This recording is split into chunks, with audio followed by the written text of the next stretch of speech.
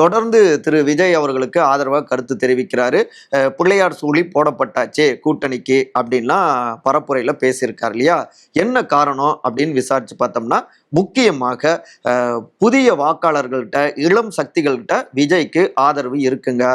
அந்த இடம் எடப்பாடி அவருக்கு மிஸ்ஸிங். 2வது, தொடர்ந்து 5 ஆண்டுகளுக்கு மேலாக எதிர்க்கட்சியாக அதிமுக இருந்ததில்லை. அதை இப்படியும் சொல்லலாம். தொடர்ந்து 10 ஆண்டுகள் திமுக ஆட்சி பொறுப்புல இல்ல. இந்த முறை டார்கெட் 200ன்னு தீவிரம் காட்டுறாங்க திமுக. அப்படி அவங்க அடுத்த 5 ஆண்டும் ஆட்சி பொறுப்புல இருந்தா எடப்பாடி அவர்களுடைய எதிர்காலத்துக்கு, அரசியல் எதிர்காலத்துக்கு ஆபத்து. அதை தடுக்கணும்னா விஜய் அவருடைய ஆதரவும் வேணும், வலுவான கூட்டணியும் அமைக்கணும். எதிர்க்கட்சி வாக்குகள் சிதறி போகக்கூடாது. இதற்காகவே முன்னாள் முதலமைச்சர் மறைந்த செல்வி ஜெயலலிதா அவர்களுடைய ஃபார்முலாவையும் 2011 ஃபார்முலாவையும் எடுத்துக்கிறாரு.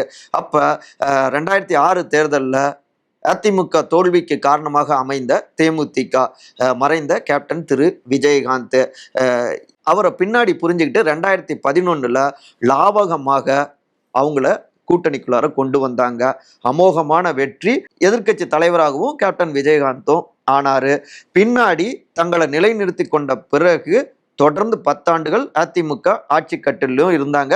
இன்னொரு பக்கம் வலுவாக வளர்ந்து கொண்டிருந்த கேப்டன் விஜயகாந்த் அவருடைய தேமுதிகவும் அடுத்தடுத்து பார்த்தீங்கன்னா தேய்ந்து வர தொடங்கியது. முக்கியமா 2014 நாடாளுமன்ற தேர்தலில் பாஜகவுடன் கூட்டணி அமைச்சாங்க. 2016 மக்கள் நல கூட்டணின்னு போனாங்க. மோசமான தோல்வியும் சந்திச்சாங்க. ஆனா அதிமுக ஸ்ட்ராங்கா நின்றுச்சு. அந்த ஃபார்முலாவையே ஃபாலோ பண்ணலாம், விஜய் அவர்களுடனான கூட்டணியோடு ஆட்சி மாற்றத்தை ஏற்படுத்திடலாம் அப்படின்னும் கருதிதான் தொடர்ந்து ஆதரவு குரல்களையும் பதிவு செஞ்சிட்டு இருக்காங்க. கூட்டணிக்கு எப்படியாவது கொண்டு வந்துடணும்னு முயற்சி செஞ்சிட்டு இருக்காங்க எடப்பாடியுடைய டீம். ஆனா இப்போ வர எதற்கும் இடம் கொடுக்காமலே பயணிச்சிட்டு இருக்காரு திரு விஜய்ங்க.